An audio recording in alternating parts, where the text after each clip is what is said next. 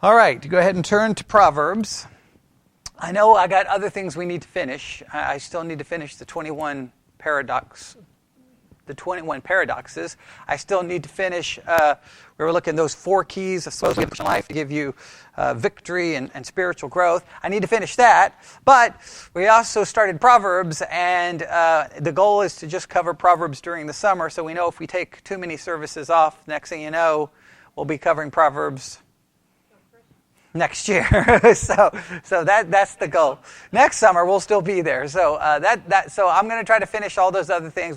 I'll pick different times to try to finish the rest of those. Got two more paradoxes to look at that are pretty straightforward, and then we're on the second supposed key to give us Christian, a victory in our Christian life, and so the next 2 are pretty straightforward. So we'll try to get to all of that and finish everything.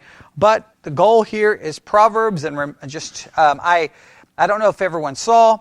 I came after Sunday. I came back and picked up the subject and covered it again. This idea that wait a minute, Deuteronomy 17 gives us these instructions for the king, right?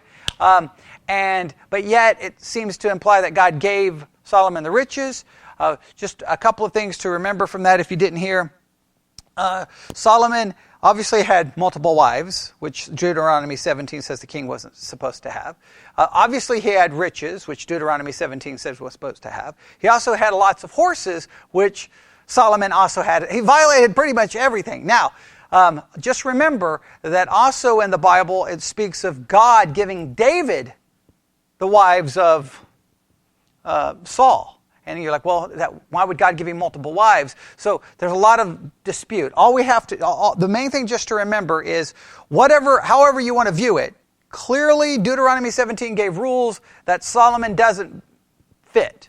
Whether you want to excuse one of the rules, there's enough rules there that he violated that there's no way to get around him violating it. So we'll just remember. I did expand on that and cover that. So if you want to go back and listen to that, it's under the Theology Central podcast.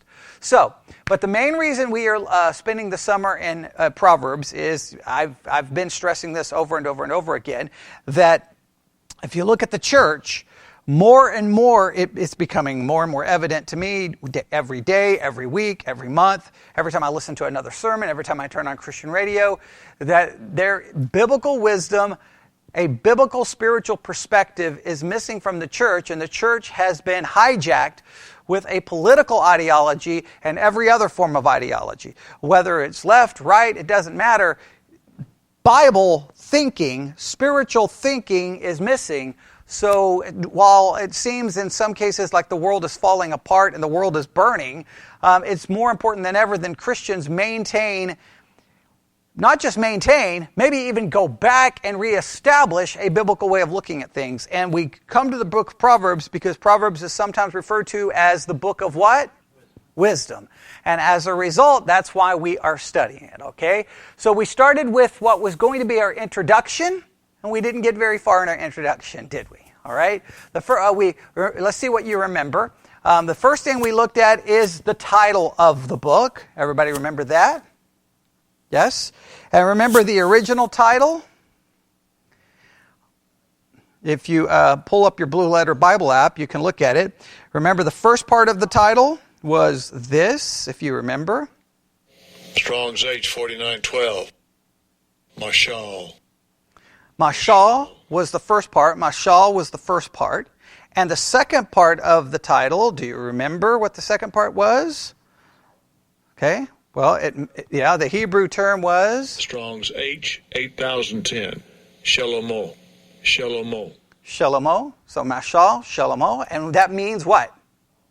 Yeah, the Proverbs of Solomon, the Proverbs of Solomon. And why? And so that was the Hebrew title. And then in some literature, it was given the title Book of Wisdom. And in some, it was like the Book of Proverbs. And then ultimately it just became Proverbs. All right. But why is it significant, the Hebrew title? Because who did they connect with it? Solomon, and it's right there in verse 1, right? Right? The Proverbs of Solomon, which gave us a hint of obviously the main contributor and the main author, the human author, human contributor to the book. And he is Solomon. And what do we know about Solomon? Well, verse 1 of Proverbs tells you one thing about him. Son of David, king of Israel. So he was the son of David. Who was his mom? Bathsheba, and Solomon becomes king of Israel. Now we looked at a lot of things about his life, and I know it was a weird way to introduce the book, but I think it was appropriate. I introduced the book basically by asking, why Solomon?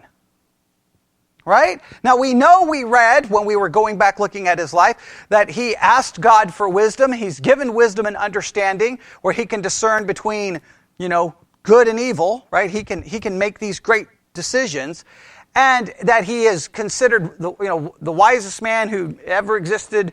No one had existed before or after as wise as him. So you can say, on one hand, you can say, well, that's why he wrote Proverbs.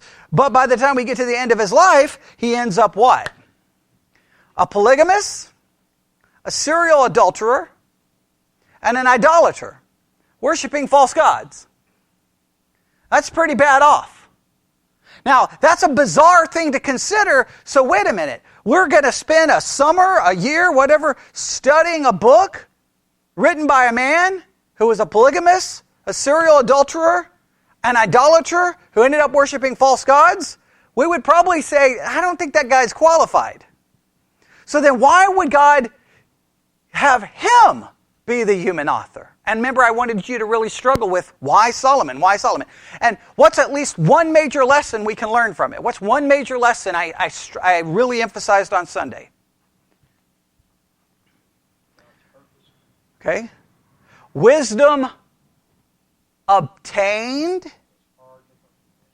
is far different than wisdom applied. You can have all the wisdom in the world, but clearly what's demonstrated by the time you get to the end of Solomon's life didn't apply it, right? I think that's a powerful lesson. Like you on one hand you ask why Solomon, but on the other hand, when you read, like if you study the whole Bible and then you open up Proverbs and you read that first verse, you're kind of like,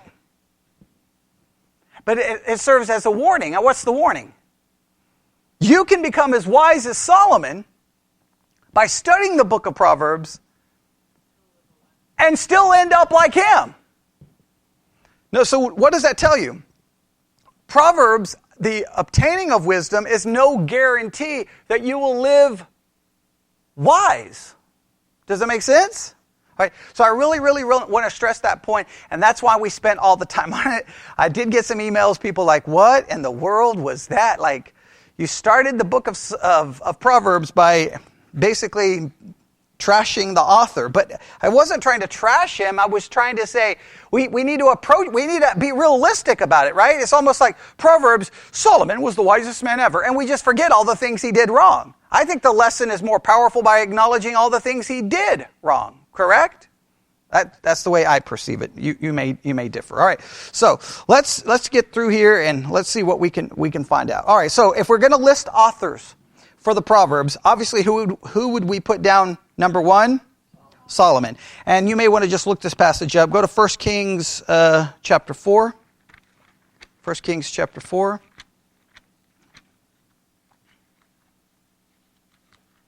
First Kings chapter 4.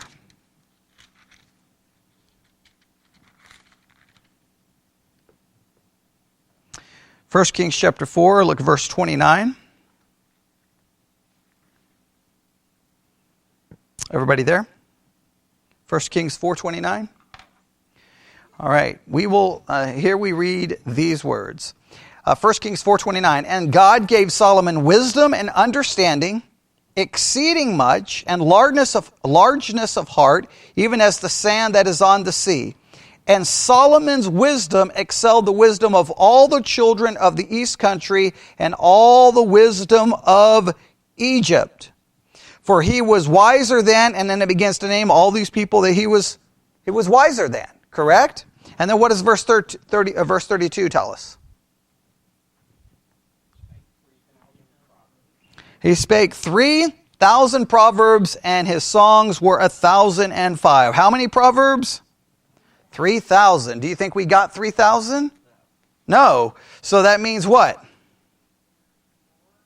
There's more that was lost somewhere in time, or those were the Proverbs of Solomon, but they were not inspired, because we would believe these Proverbs are inspired by God and the others were not, okay? But it's just interesting, he wrote a total of 3,000. That means he spent a lot of time thinking, a lot of time writing, quote-unquote, wise sayings, but he spent a lot of time also doing what?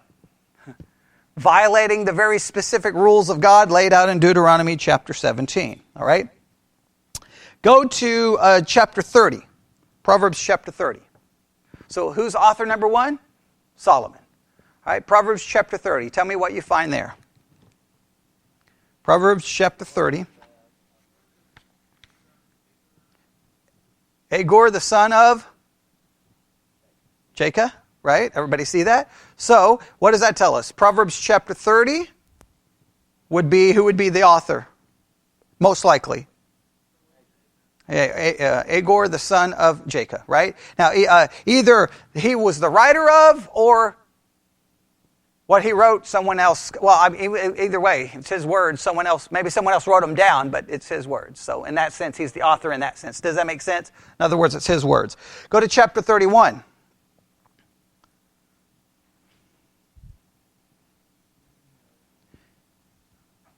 Everybody see that? And King, Lemuel, Lemuel, right? Chapter 31. So, those are at least 2 other authors or contributors too. Their words are there. Everybody got that? And we would believe that their words are what?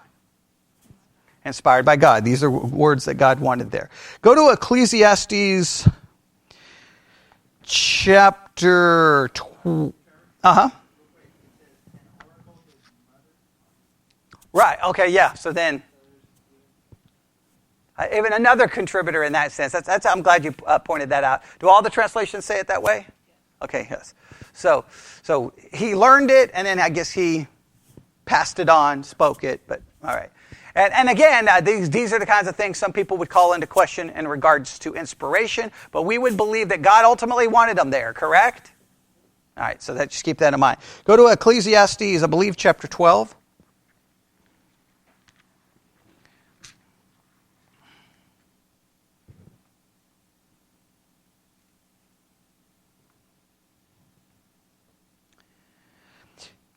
Ecclesiastes chapter 12, verse 9. Remember, we believe Ecclesiastes is kind of Solomon's journal, right? Speaking of all the things that, he was trying to find purpose and meaning in life.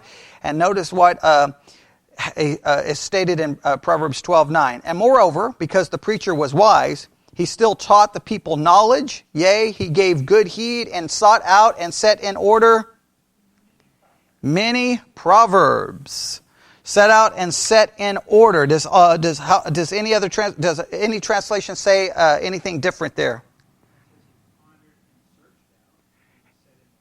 He pondered and searched out. So some think that Solomon, not only did he write, but he was also searching out proverbs and words of wisdom. And so maybe that's why he ultimately maybe served not just as an author, but as a compiler of some of these proverbs. He found them, he searched them out, and we would believe he would be led by God in order to find these proverbs and to bring them. Does that make sense?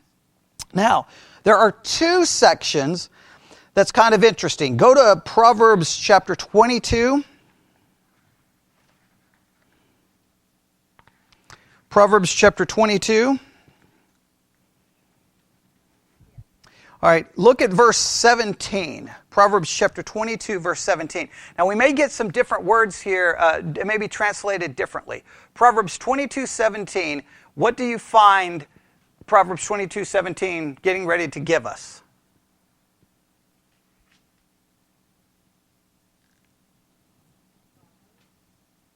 Okay. It says the words of something.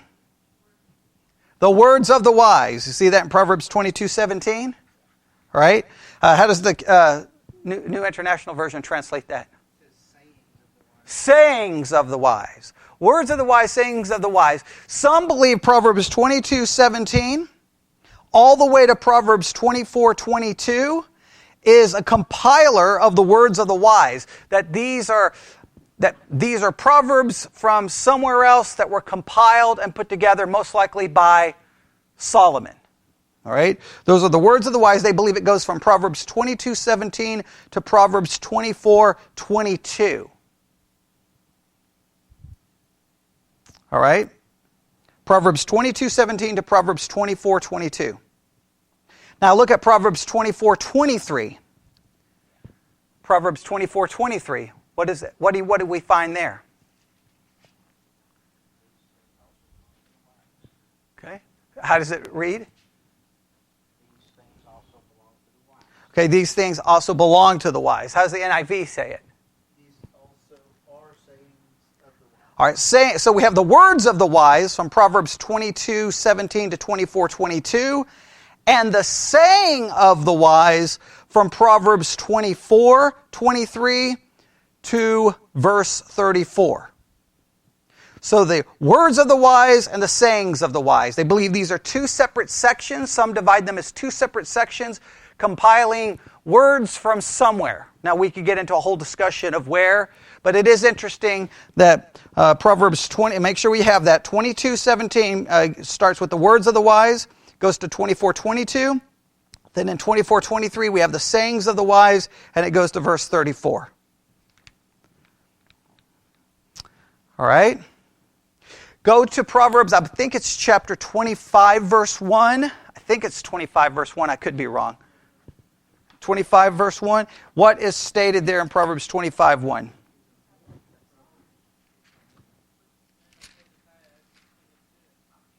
All right, yeah. These are also the Proverbs of Solomon, which the men of Hezekiah, king of Judah, copied out. This is how one source states it. Nearly 300 years later, King Hezekiah, Judah's greatest reformer, found more of Solomon's maxims or proverbs and added them to this collection of wisdom. So it seems like Solomon was the main contributor. Solomon may have been the compiler. And then even some of Solomon's words were later copied out by Hezekiah's men, right? And so as a result, yeah. Think of it this way. Proverbs contains the wisdom from a lot of sources, but ultimately we believe it contains the wisdom of whom? God. There we go. That's what we would believe. And it's just interesting because on one hand you can say, well, wait a minute, Solomon had 3,000. Why didn't God just use all of his? And why did he need anybody else? Well, God's wisdom, obviously, he provided in different people, different times, and we ended up with it, and that's all wonderful. So does that make sense?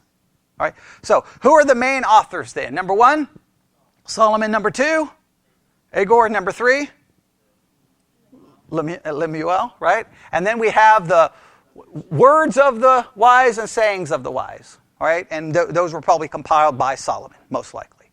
All right? Does that make sense? Yes? Okay. All right. This is a situation where the main thing, and when we speak of the authors, sometimes the author of the book can be very important to understanding of the book. I think here, Solomon being the main author of the book is very instructive and offers us a warning. Here's this man who had all of this wisdom, wrote it all down. We still study it, but the man ended up so far from it that it's kind of sad, and it's a warning. So I want to keep that in mind. Because sometimes people, I hate when I hear preachers say, a proverb a day keeps the devil away. Well, obviously writing the entire book of Proverbs didn't keep, the quote unquote, the devil away, did it? It's no guarantee. Okay, right. So you may want to write this down. Knowing the book of Proverbs, having all wisdom is no guarantee of living and applying that wisdom. It's just another way of saying what I've already said. You can know it, you can have it, you can memorize it, but it's no guarantee. It's no guarantee. So don't act like that it is. Don't tell everyone, hey, if you read the book of Proverbs, everything's going to be... No, don't make promises when the history tells us even the author of the book didn't get so-called the promises that people make. And sometimes Christians, sometimes I've stated it before, we sell a Christianity that sometimes does not match the reality of Christianity, and sometimes the way people handle Proverbs. Haven't you almost been held to that, like, hey, this proverb says this. How come it didn't show up in your life? Either like you're guilty of something.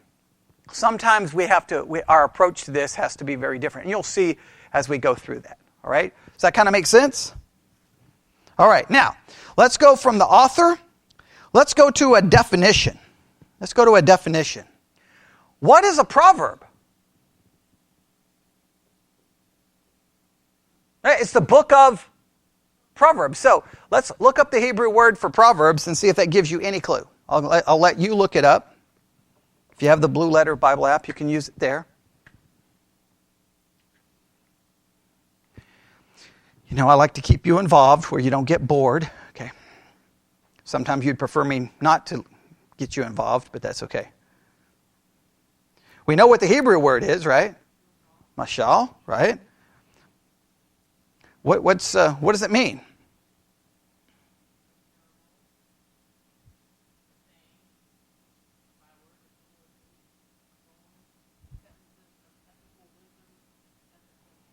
Okay, that's good. So it can be, I like proverb, and some have proverb parable. Does some of you, you'll see that. Okay. I kind of like that. A poem, that kind of gives you an idea. Sentences of ethical wisdom and ethical maxims. That's interesting. Look at the Strong's definition. Okay. In some original sense of superiority and mental action, okay, properly a pithy maxim, usually of what? Metaphorical nature. Hence I think, simile. Everybody's got that? All right. Byword like a parable or proverb. Right. That's somewhat helpful, right? One source states it this way. What exactly is a proverb? The Hebrew root for proverb, mashal, gives us a clue. It means, now listen, to represent, be like, conveying the idea of comparing the familiar with the unfamiliar to teach a guiding principle. Let me read that again, all right? Comparing the familiar with the unfamiliar to teach a guiding principle. Comparing the familiar with the unfamiliar to teach a guiding principle.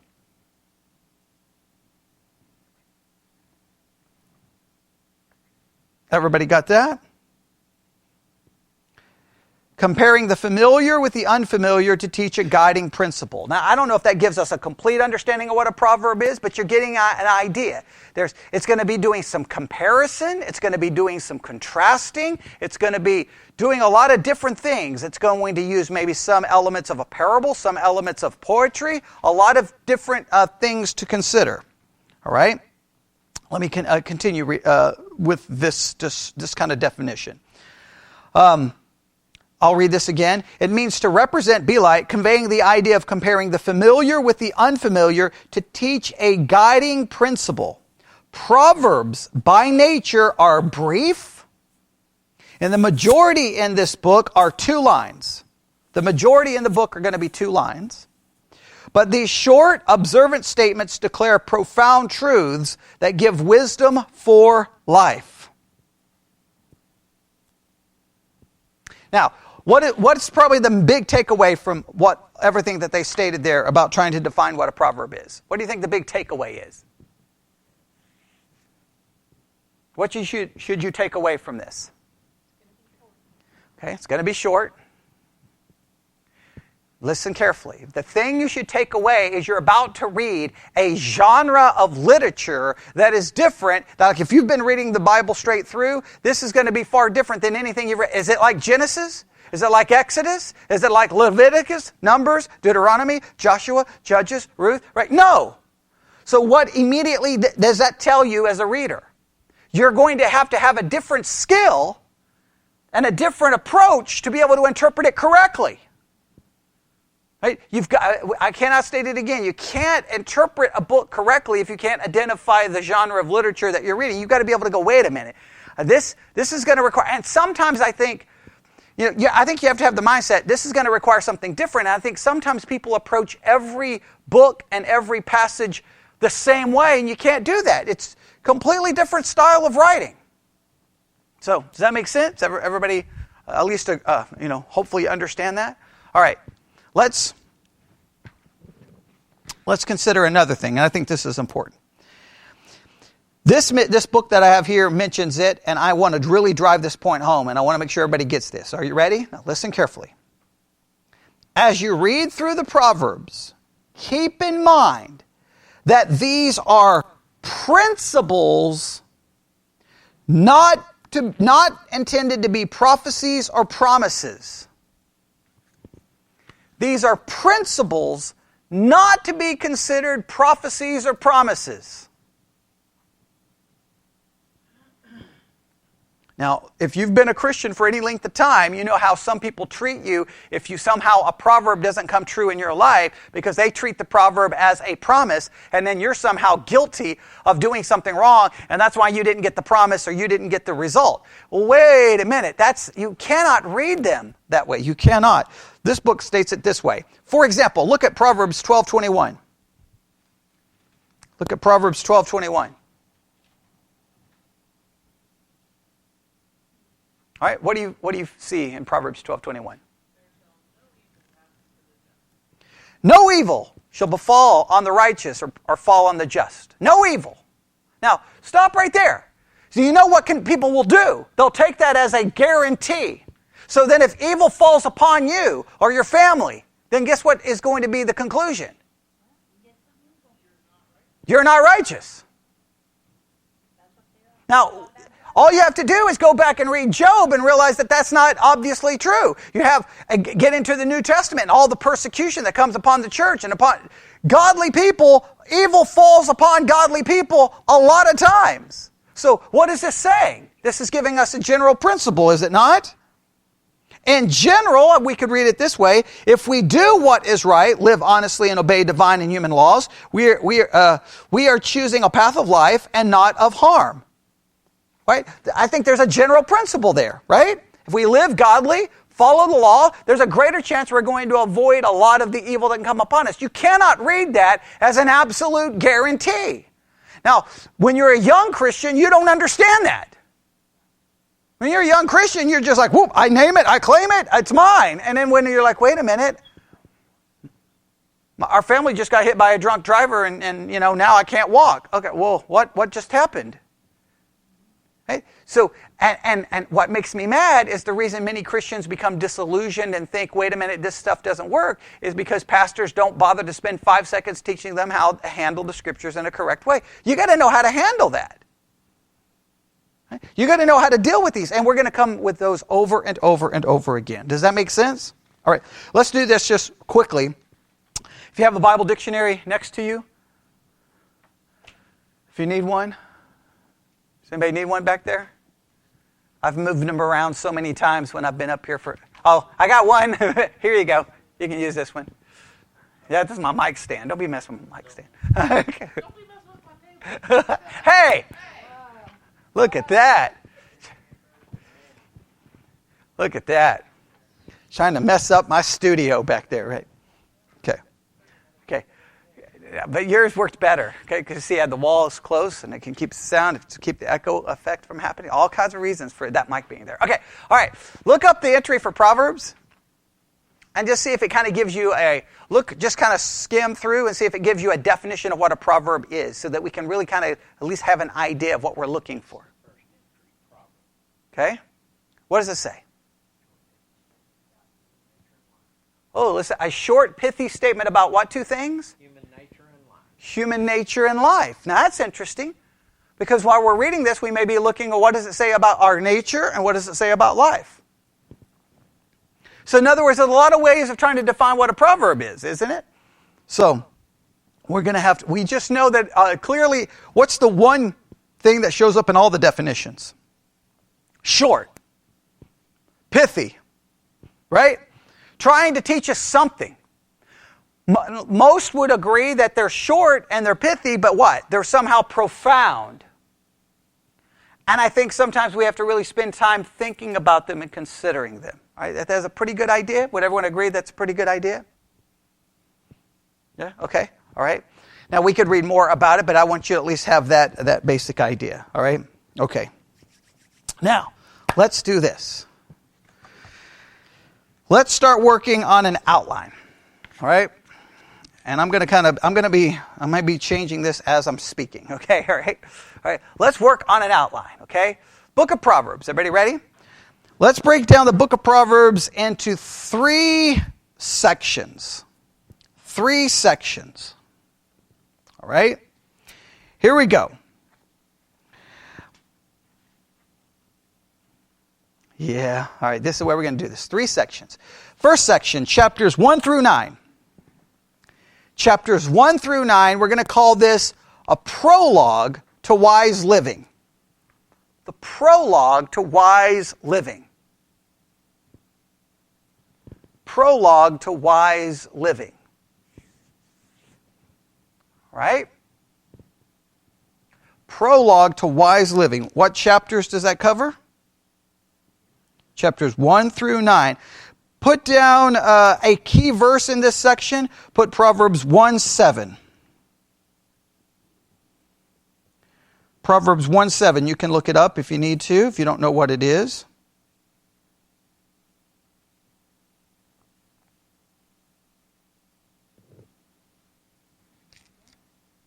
The fear of the Lord is the beginning of knowledge. All right, so this is the prologue to wise living. Now, we need to define a word here. How many can tell me what a prologue is?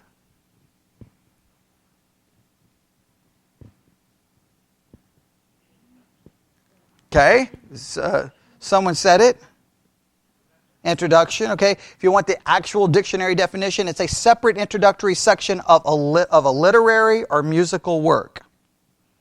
Okay, it's a separate introductory section of a literary or musical work. We're going to refer to chapters 1 through 9 as kind of the introduction.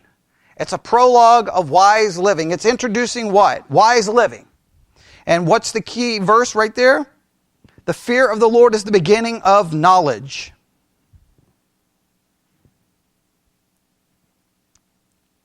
All right? Underneath, let's see here. Yeah, okay.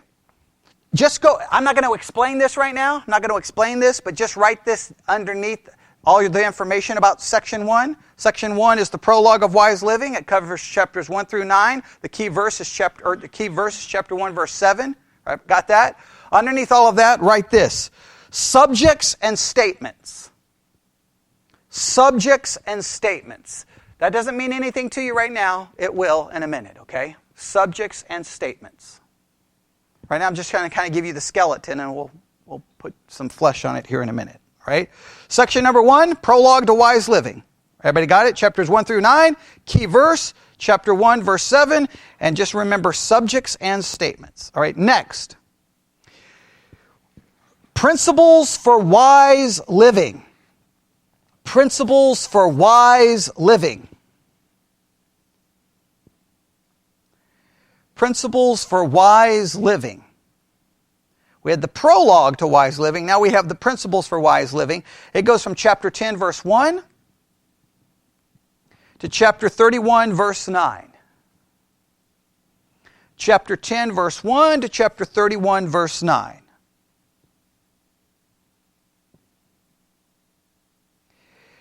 Look at Proverbs chapter 15, verse 33.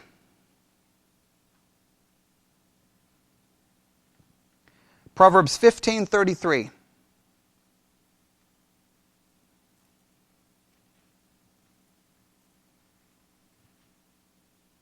Everybody there?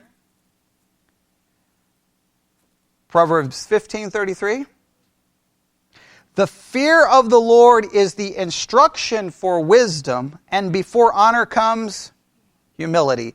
That's a principle for wise life. We're going to call that the key verse. We're going to call that the key verse. Proverbs 15:33. And again, this section covers what chapters? Chapter 10, verse 1 to chapter 31, verse 9. Everybody got all of that? And then underneath that, write people and problems. People and problems. I'm not going to explain that right now. Just write down people and problems.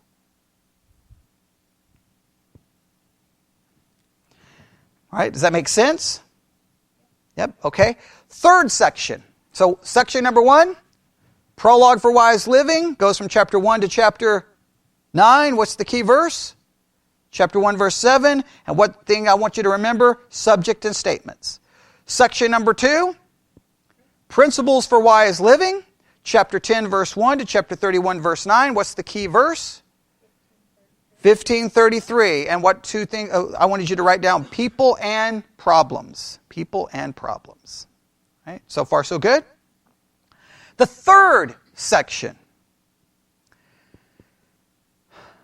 Personification of wise living.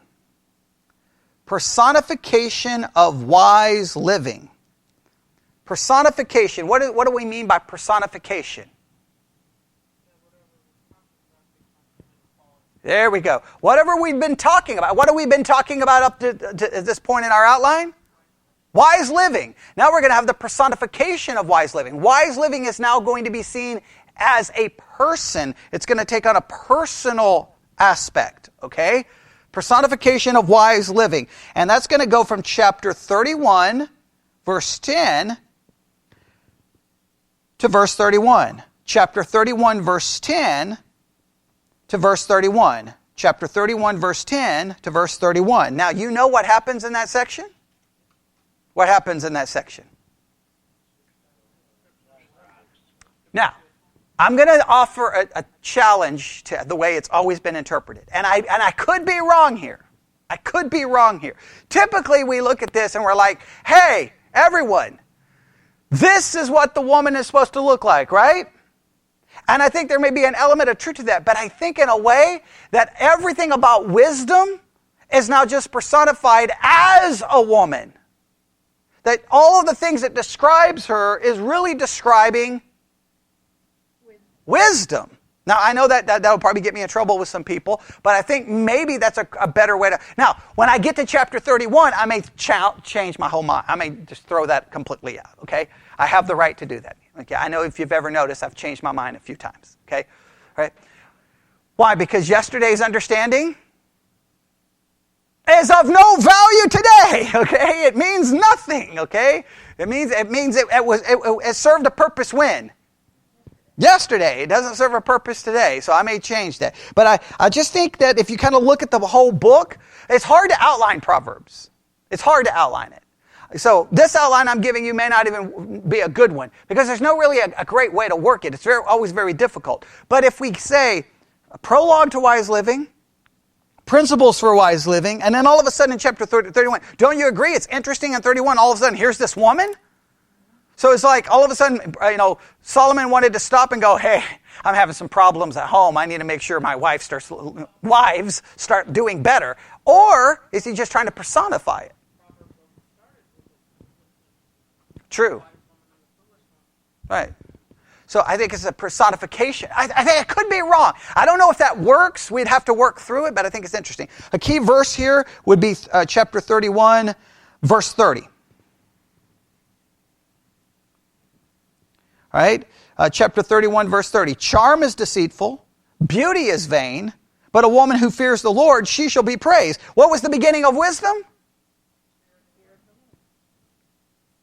All of those other things are not useful. Now, it would be true of a woman, but it would be true of anybody, correct? Right? So, I don't know. I think sometimes it's just like, hey, because men don't give... Just think about it. From a man's perspective, you read Proverbs 31 and all of those verses following, you have to kind of pat yourself on the back and go, whew, I'm glad I don't have to deal with that. Because that's very specific instructions, is it not? The woman's going to do this, the woman's going to do this, the woman's going to do that. Now, either two things happen. Either one, that's preached very hard at women and then they get convicted and they fall so short of that to such a point that they never even bother to try. They just give up. And they're never really held accountable. I mean, you don't see too many women church disciplined for not following Proverbs 31. Have you ever seen that? Hey, you're being church disciplined because nobody cares. Because I think after a point, it's like, it's just what we we kind of want that, but nobody really is working too hard to get that. Now, some may, but you understand that there's kind of like yeah, that's wonderful.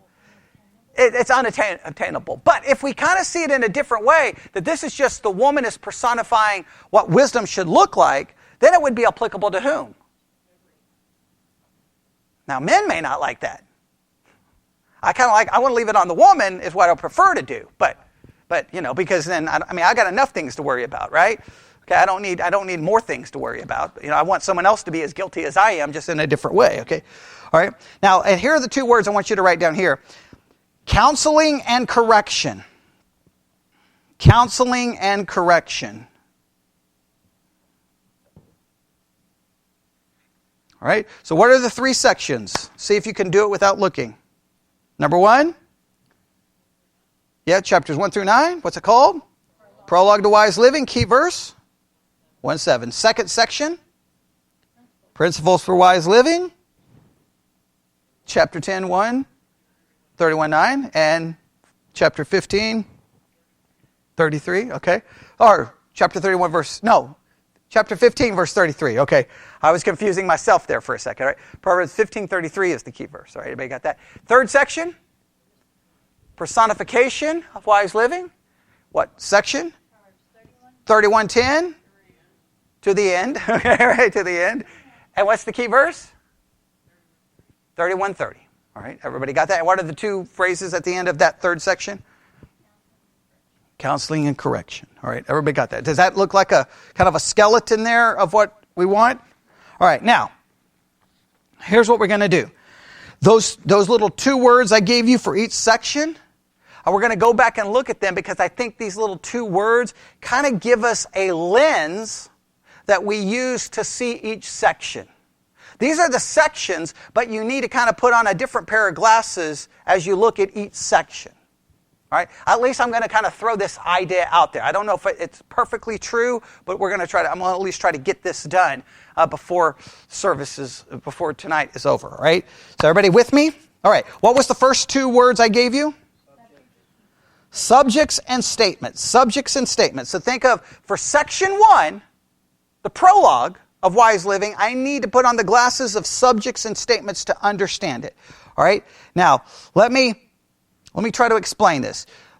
This, we could call the style of Proverbs here sentence wisdom. For a brief statement contains a complete idea. Each proverb then stands on its own, usually not connected to what precedes or follows it. All right? Now, please note, these ideas, they don't... Now, please note, I'll make sure you understand this. I cannot say dogmatically that only chapters 1 through 9 is like this. I can't say that.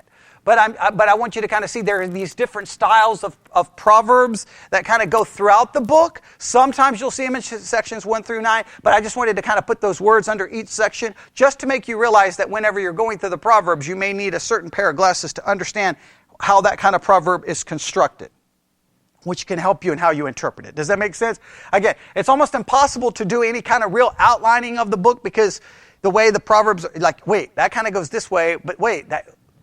Because like Sarah pointed out, at the end we have the personification, but really in the beginning you kind of have some personification. Does that make sense? So I just want to, it's hard, there's no great, no. In other words, I'm trying to say this because I'm going to get 900 emails with someone trying to correct each thing. I'm like, it's Proverbs. I can't be dogmatic like this section only contains this. And the outline would be, I don't even know how you would do the outline. It would be very difficult. All right? So does everybody understand this? So subjects and statements, we call these proverbs sentence wisdom. For a brief statement contains a complete idea. So let me get that again. A brief statement contains a complete idea. Each proverb then stands on its own, usually not connected to what precedes or follows it. Now, why is that important? Typically, you're taught how to interpret the Bible. What comes before? What comes after? These kinds of proverbs, it stands on its own. So where do you look to understand it? In itself, which at times can be very difficult. All right? It's not like we can go back and go, well, what about the verses before? I think that gives us, these doesn't really work. Okay? These are kind of called sentence wisdom. Everybody got that? The capsule of truth presented in Proverbs comes mostly in one of three kinds of couplets. All right? So when we look at the Proverbs, just make sure we understand this, that they come in three kinds of couplets. What do we mean by a couplet? Okay, a poetic device where you have two lines. That's a good way of putting it. Okay? All right? Now, there's really kind of three ways this works. Okay? Three ways this works. And let's try to understand this. All right? Are you ready? Some, all right, are contrastive. Right? Some are contrastive. And what do we mean by contrastive? Yeah, they're going to offer a contrast. And what's the key word you look for contrastive? But. Very good. All right. Look at, I think Proverbs 14:21 is a good example. I mean, there's probably a lot of them, but Proverbs 14:21. He that despiseth his neighbor sinneth, but he that hath mercy on the poor, happy is he. See the but there? Okay, contrastive. Everybody got that? Does that make sense? All right. So most of Solomon's Proverbs follow this pattern. So some will argue that the contrastive is the normal pattern you're going to find. That's the normal pattern you're going to find. Now, you can argue if that's true or not true, but I guarantee you it's used frequently. Would everyone agree? It's used frequently, right? There is the contrastive. Anybody know the second kind of couplet? Okay. Completive. Okay. Others are completive. Using the word and or so. Okay. Using the words and or so, as in Proverbs 11:25. The generous man will be prosperous, and he who waters will himself be watered. Okay, what do you think it means by completive? Very good. The first part starts it, the second part completes it. Completive. Everybody see how that worked in that proverb? Do I need to give that one to you again? Because I read it really quick. All right? Everybody got it? So the generous man will be prosperous, and he who waters will himself be watered. Get the idea? Okay. All right. Now, sometimes the completive with one thought expanding on the first, as in, for example, another example of a completive, 16:24. Pleasant words are a honeycomb, sweet to the soul and healing to the bones. Same idea. You take the two lines together and basically what do you get? A complete thought. So here's the thing.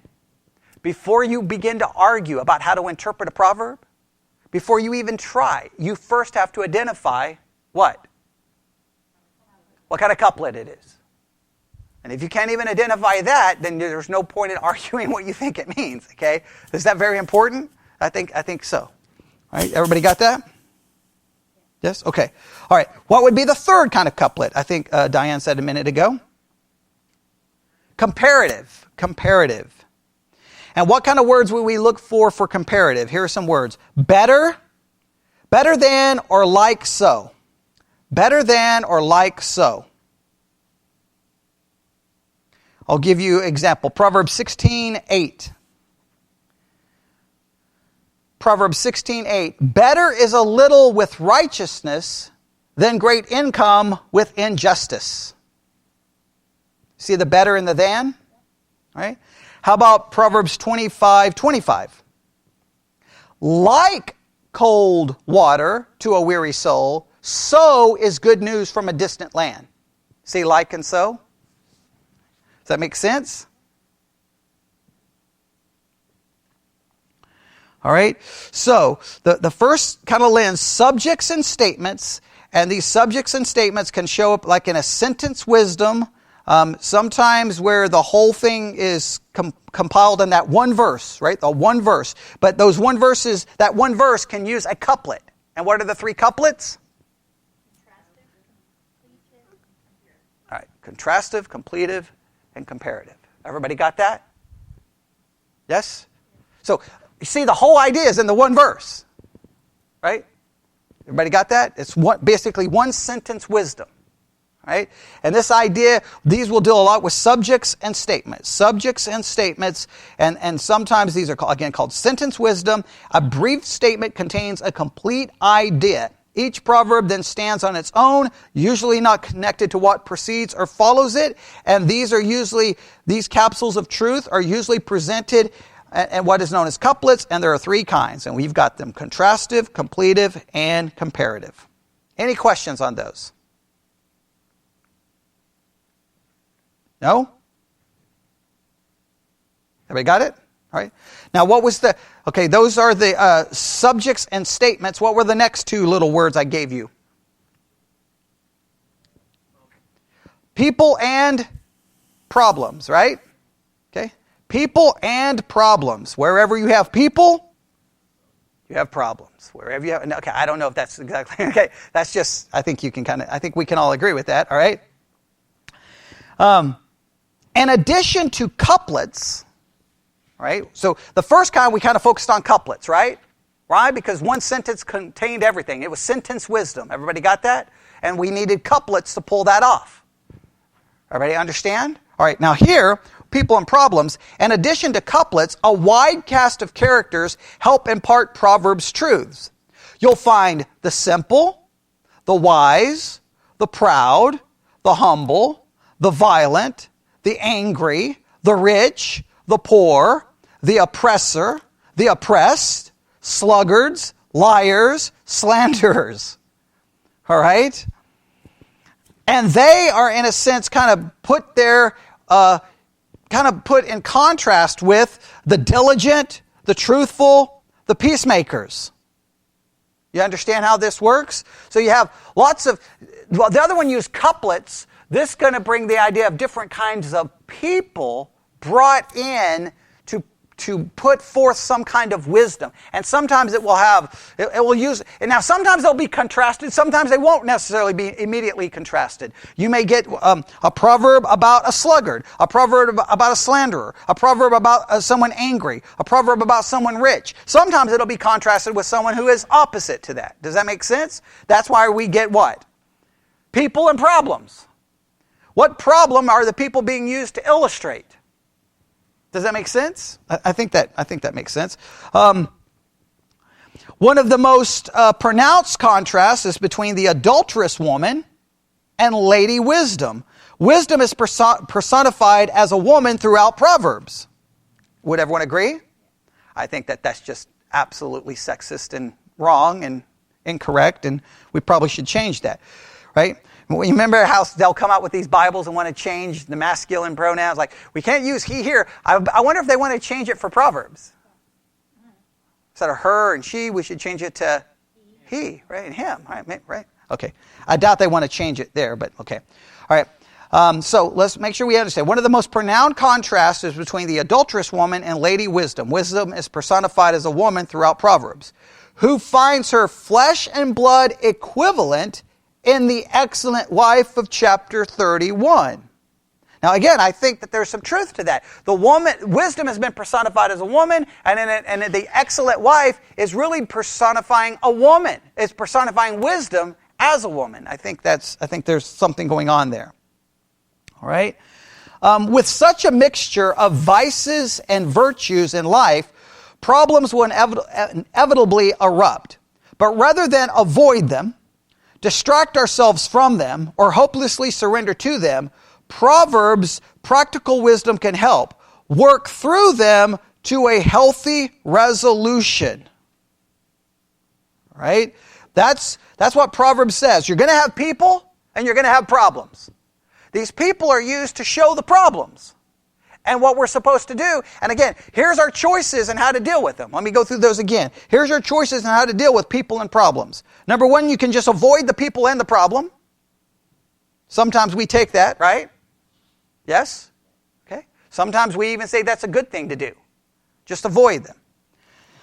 Number 2, distract ourselves from them. Just distract ourselves like the problem and the people don't even exist. We just distract ourselves with something else and just ignore it. Right? And a lot of times people do that with the problems in the world. I'm just going to distract myself and act like that it's not happening. Well, you can distract yourself. Doesn't make it go away. Third, you can hopelessly surrender to them. You can just hopelessly surrender to them. Or what can you do? You can work through them to a healthy resolution.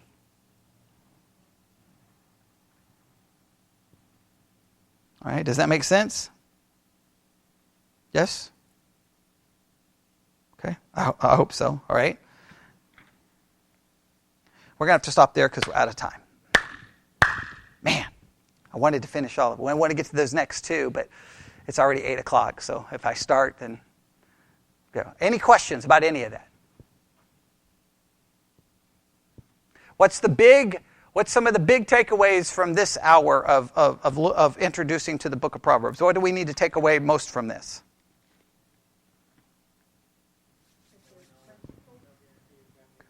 Okay. Well, that's really from the previous one. That's really from the previous hour. So for this hour, let me try to just drive home some key principles here. Number 1, you have to understand that when you read Proverbs, you're understanding a completely different genre of literature. So guess what is needed? Different interpretive skills. Are the same interpretive skills that get you through Genesis going to work in Proverbs? No, absolutely not. Not going to work. Not going to work. And if you can't identify the skills needed, then you probably shouldn't try to interpret Proverbs. Everybody got that? Right? Would you agree that's a big principle? Yes, I think that's a big principle. I think it's very important. Number 2, we understand we have different. Number 2, very important. Be able to understand the use of couplets and what those couplets are and how they work. So number 1, we got to understand you're approaching a different book. Number 2, understand the use of couplets. What are the 3 kinds of couplets?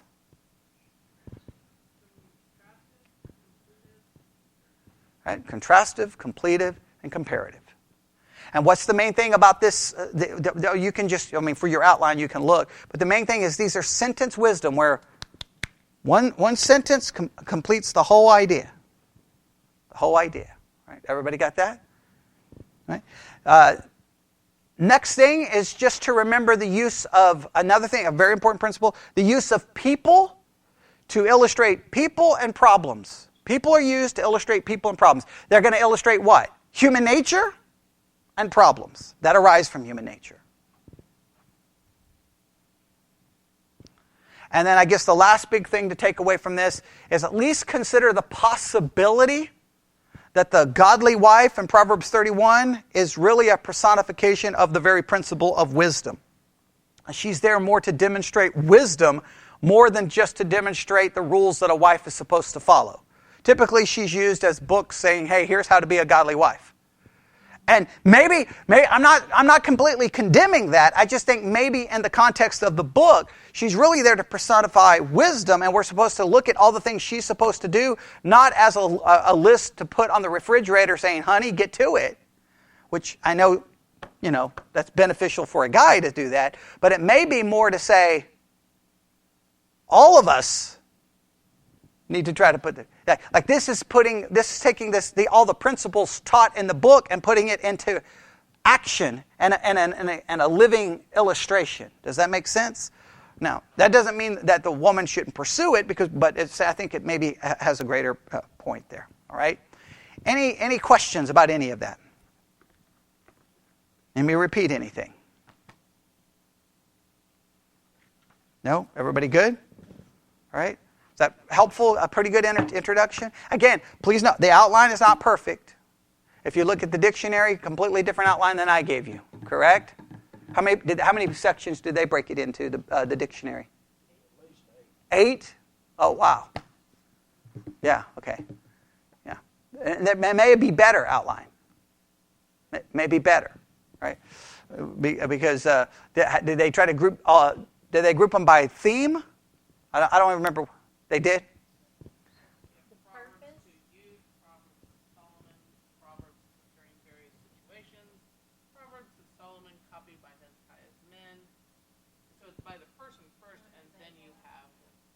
the subjects. Okay, and you can try it that way. I just tried to give a kind of a break it down in a more general way. No matter how you do it, it's very difficult to outline. Very, very difficult. Or at least I perceive it to be difficult. Anytime I'm like, I'm going to read this and outline it, and by the time I'm done, I'm like, I give up. I can't outline this thing. Okay, it's very difficult. All right, let's pray. Lord God, we come before you this evening. Lord, we continue to pray for our country, continue to pray for the world. Lord, the church, you call us to be salt and light, and the world right now needs light more than at any other time. But the only light we can offer the world is not our wisdom and not our ideas and not our philosophies and not our political ideas, but only your word. And your word is where we find wisdom. It's your word where we find light. And I pray that we would help us develop a greater understanding, a greater wisdom, and a greater light that we would first apply to our own lives and then try to help offer that to those stumbling in the dark. And we just pray for our whole world and pray for the church and just guide and direct for your glory and honor. And we ask this in Jesus' name. And God's people said,